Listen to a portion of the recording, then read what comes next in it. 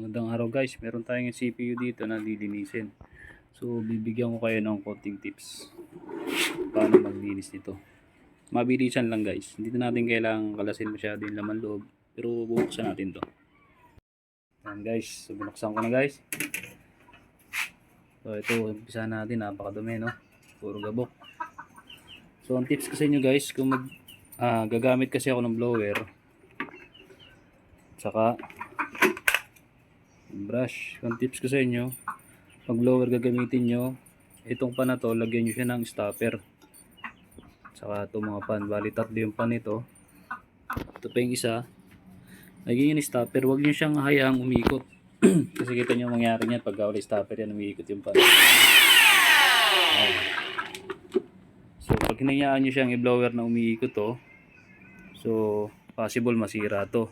So pag nasira to at gumagana yung PC, so ano magiging mangyari? Mag-overheat to kasi wala siyang blower, mag-overheat yung mga pyesa dyan, iinit, yun na yung umpisa ng mga lalansira ng PC. So yun guys, bibigyan ko na lang kayo ng tip. Lalagyan na lang natin to ng mga stopper. May mga screw ko dito, screwdriver. Yan yung stopper ko. Ito guys, pakita sa inyo. Ito muna tayo sa isang pan.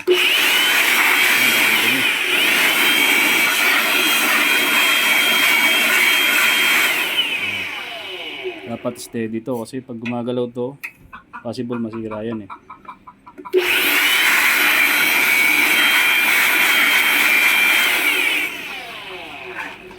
Ito sa kabila. Ito isang pan.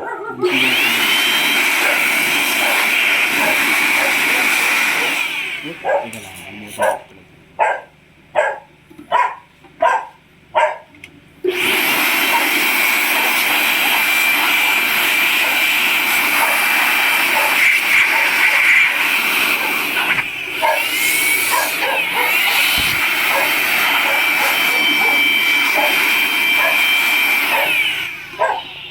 so hindi ko nakakalasin itong ibang parts guys kasi masyado masalimuot yan. Ito na lang tayo, hindi naman siya sira eh. So linis lang tayo na tips lang to. So pandin to guys, pan.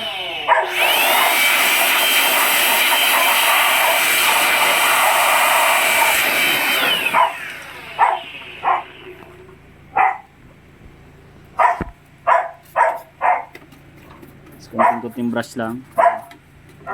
Mamaya okay na to. Ganun lang kasimple. Kasi pag hinayaan yung umiikot to, sisira yan.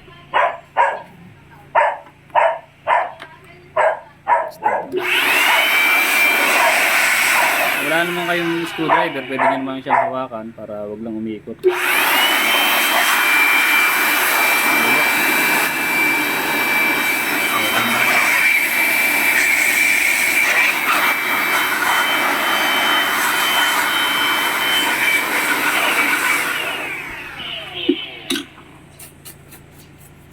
Ito mga USB slot.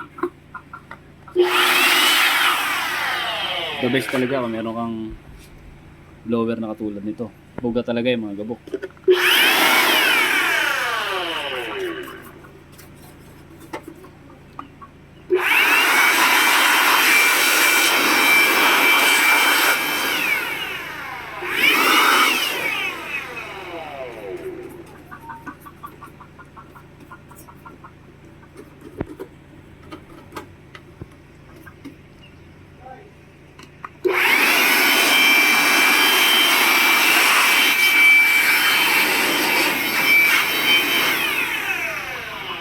So yun guys, okay na yan, babalik na natin yung takip. Ayan, tips lang yung guys para may idea kayo kung paano maglinis ng CPU.